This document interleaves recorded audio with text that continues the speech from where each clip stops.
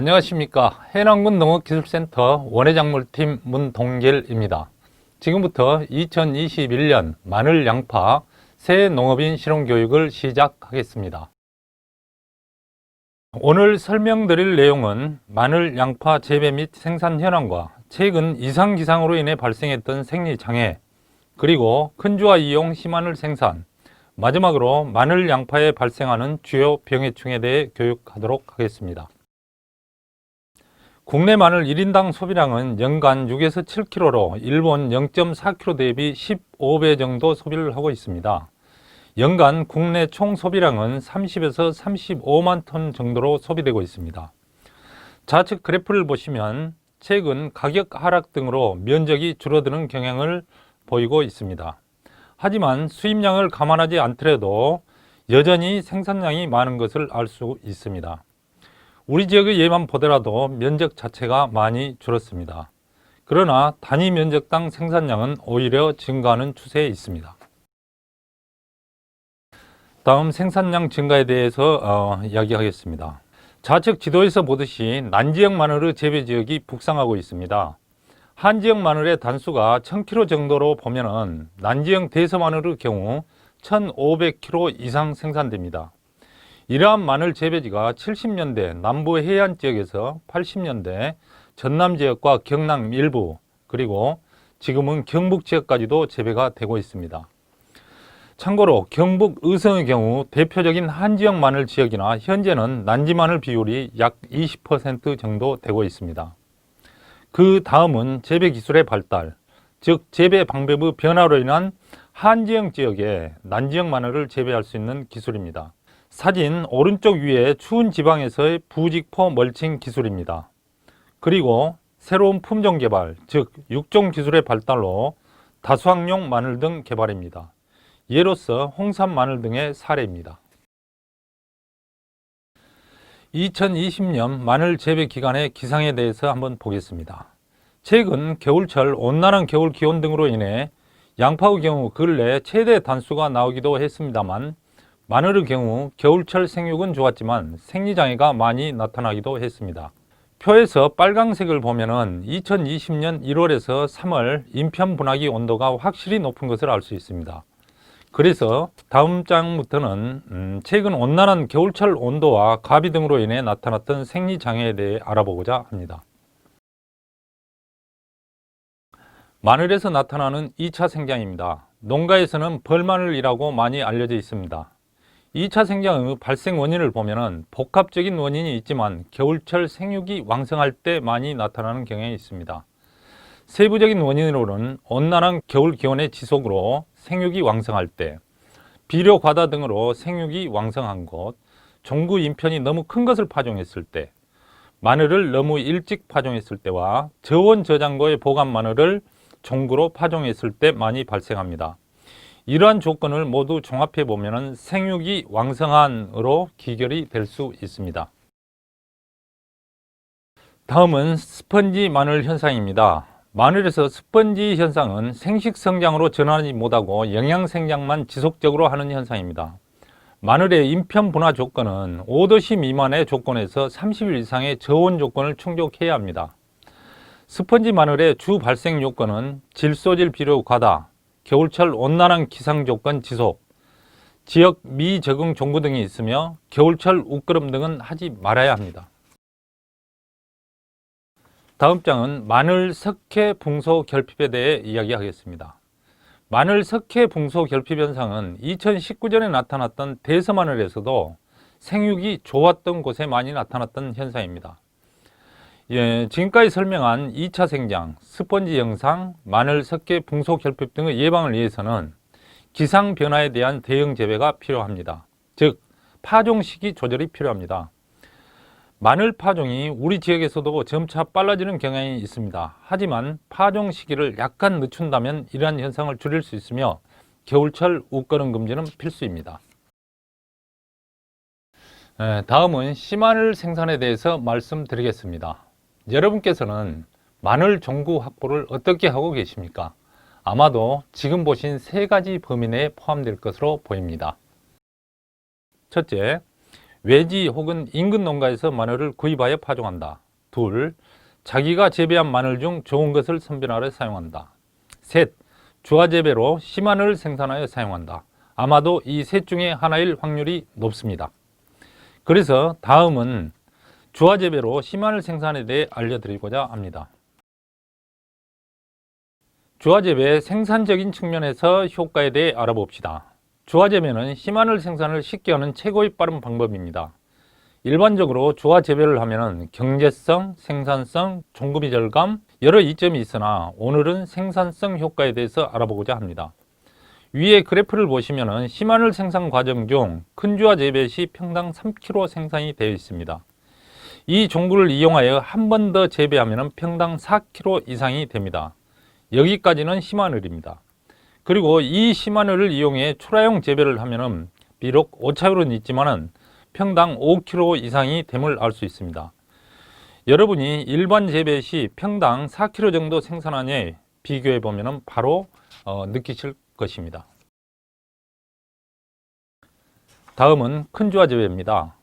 어느 정도의 크기의 주화를 파종할 것인가의 문제입니다. 보통 큰 주화는 0.5g 이상의 주화를 의미합니다. 0.5g 이상 주화를 파종하면 다음에 바로 분화가 된 씨마늘을 생산할 수 있습니다. 하지만 큰 주화라도 크기별로 약간의 결주율 차이가 있습니다. 주화 크기가 클수록 결주율이 적게 나타나므로 큰 주화 재배가 유리합니다. 다음은 주화 적정 면적에 대해서 이야기하겠습니다. 마늘 1,500평을 재배하고자 합니다. 1g 내의 주화를 몇 평이나 재배하면 적정할까요? 답은 70에서 80평 사이 재배를 하면 됩니다. 70에서 80평 재배를 하게 되면 다음에 300에서 350평 재배용 씨마늘이 나오고 300에서 350평 파종을 하면은 거기서 1,500평 이상의 파종할 만큼의 마늘 종구가 생산됩니다.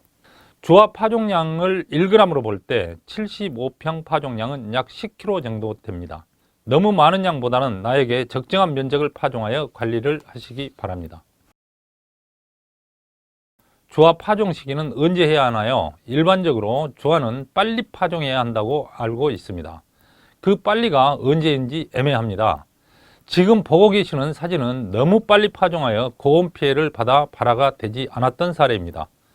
우리 지역의 경우 9월 20일경부터 파종하시거나 일반 마늘과 같이 파종하셔도 됩니다. 이번에는 주화 파종 깊이와 방법에 대해 알아보겠습니다. 파종 시 깊이는 일반 남도 마늘보다 약간 깊게 심어 주셔야 합니다. 파종된 주화가 땅 위에 보이지 않고 1, 2cm 정도 깊이로 파종을 해야 좋습니다.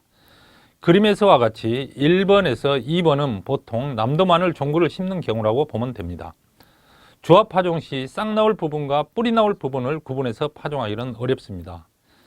그림 3번처럼 파종을 하면은 즉 1에서 2cm 깊이로 심어야만 뿌리 나올 부분과 싹 나올 부분이 바뀌더라도 제대로 출현이 됩니다. 이번에는 마늘 양파에 발생하는 병해충에 대해 알아봅시다. 마늘 양파에 나타나는 병해충은 극히 일부를 제외하고 병해충 명이 같고 증상도 비슷합니다. 마늘 양파 공통적으로 나타나는 병해충을 보면은 춘부병, 잎마름병, 흑색성 균핵병, 고자리파리, 뿌리응애 등이며 마늘에는 녹병, 양파에는 잘록병, 녹균병들이 다르게 나타난다 할 수 있습니다. 즉 공통적으로 나타난 병해충은 전염 방법도 같고 방제 방법도 같다고 할 수 있습니다. 마늘 양파 병해충은 크게 세 가지로 구분해 봤습니다. 첫 번째로 파종 전부터 예방이 필요한 병해충으로 혹응해, 흑색성 균핵병, 뿌리응애, 고자리파리 등을 들 수 있습니다. 두 번째로 육묘, 생육중 예방이 필요한 병으로는 양파 잘록병, 춘부병, 잎마름병, 녹병을 들 수 있으며 세 번째 양파 녹균병은 묘상, 월동 전, 월동 후 예방, 방제가 필요한 병으로 구분할 수 있습니다.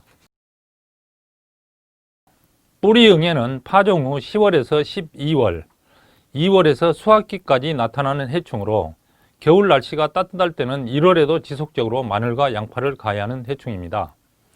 고자리파리는 10월에서 12월, 2월에서 3월에 나타나 뿌리응애와 마찬가지로 마늘, 양파 뿌리를 가해하여 결국 마늘 양파를 고사하게 하며 뿌리응의 다발생 포장을 관찰하면 고자리파리와 혼재하여 있는 경우가 많습니다. 발생이 많은 밭의 특징으로 보면 전년에 발생이 많았던 포장이나 미숙 대비 시용 포장, 파종 전 사전 예방이 소홀한 포장에서 발생이 많고, 예방법은 뿌리응애의 경우는 종구소독을 필수로 해야 합니다. 뿌리응애와 고자리파리는 그 다음에 공통적으로 파종 전 범포 예방, 미숙 대비 시용 금지, 생육 중 상시 관찰하여 적용 약제 살포 등이 있습니다.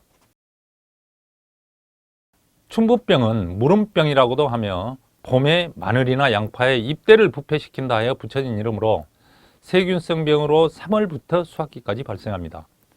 발생 원인으로는 통풍 불량, 과비로 인한 연약한 과다 생육, 배수 불량 등으로 인한 상처 발생에 의한 세균 침투 등을 들 수 있으며, 난지형 마늘 중에서도 남도 마늘보다는 유전적으로 생육이 왕성한 대서 마늘에서 발생이 많습니다. 방제 혹은 예방 방법으로는 제식 밀도 조정을 통한 통풍 원활, 봄철 과다 생육 시 발병이 증가하므로 밑거름 및 웃거름 시용 시 가비를 금지해야 합니다. 경남 창녕 등에서 제식 밀도 조정을 위해 마늘 6줄 혹은 7줄 재배, 제식 밀도를 조정하여 재배하는 이유가 바로 춘부병을 예방하기 위한 방법입니다. 잎마름병은 마늘, 양파에서 공통으로 나타나는 곰팡이병으로 주 발생 시기는 4월에서 5월, 다습한 환경에서 수확기까지 발생이 됩니다. 발생 원인으로는 양분 불균형에 의한 영악한 생육이며, 질소질 비료의 과다 시비와 생육 후기 비료 부족으로 연약하게 생육 시 발병이 많습니다. 발생된 포장에서 수확한 수확물은 시간이 지나면 보관 중인 종구에 푸른 곰팡이병을 일으켜 씨마늘이나 식용하기에 곤란합니다. 예방 대책으로는 균형 시비 및 질소질 비료 가비 금지, 그리고 4월 상중순부터 예방적 약제 살포로 예방을 할 수가 있습니다. 흑색소염 균핵병은 마늘, 양파에 공통적으로 나타나는 저온성 균으로 주로 11월, 2월 하순부터 수확기까지 나타납니다. 병 발생 포장을 보면 전면적으로 확산되는 것보다는 군데군데 발생하는 경우가 많고, 전염 또한 자체 전염보다는 농작업 시 균핵에 의한 로탈이나 사람의 신발 등지에 묻어 확산됩니다. 병 전파는 종구에 의한 원거리 전파와 농기에 대한 확산이 주로 되므로 철저한 종구 소독과 파종 전 포장 예방, 파종 후 생육비 처리 등을 통해 예방을 해야 하며, 심하면 타작물로 돌려짓기 등을 해야 합니다. 생육기 병의 발생 시기 또한 중요합니다. 4월까지는 균사 상태에서 약제 간주로 균사 사멸을 할 수 있으나 4월 이후에 온도가 24도씨 이상이 되면 균핵으로 변해 약제 효과는 제로입니다.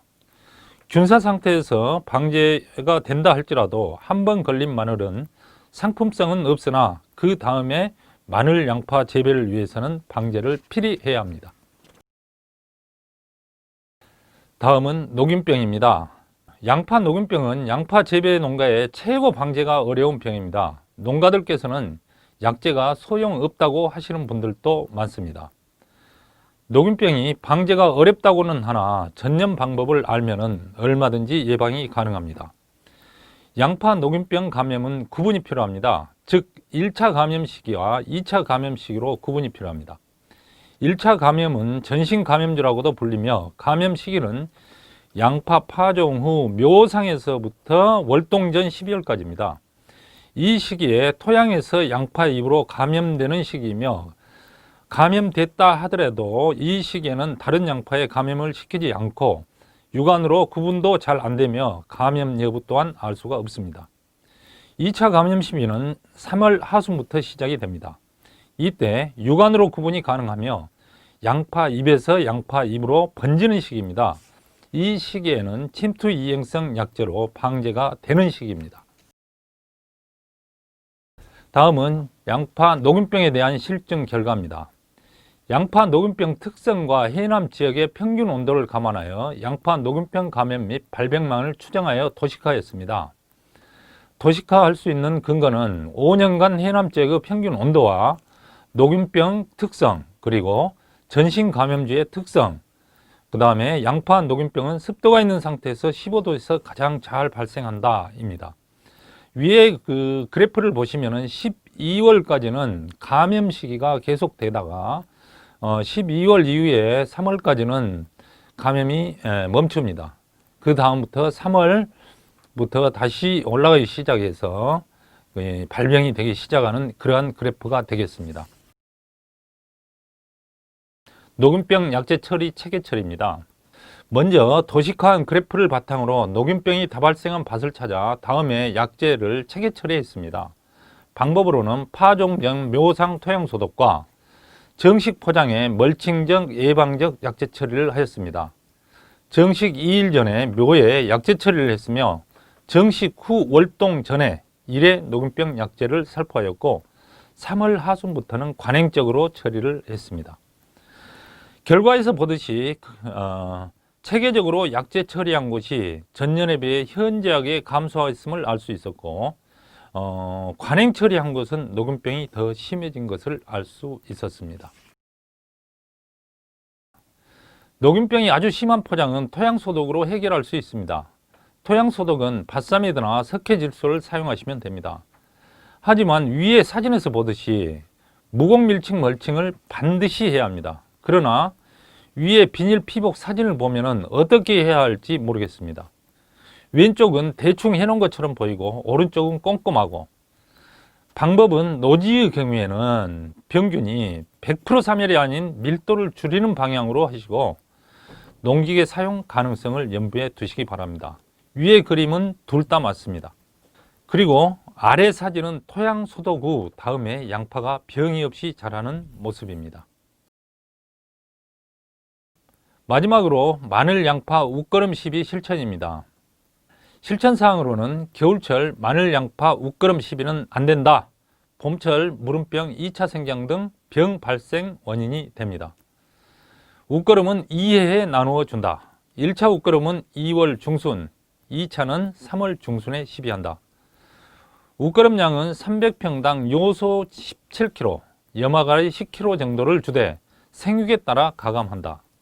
3월 이후에는 웃거름 시비를 하지 않는다 입니다.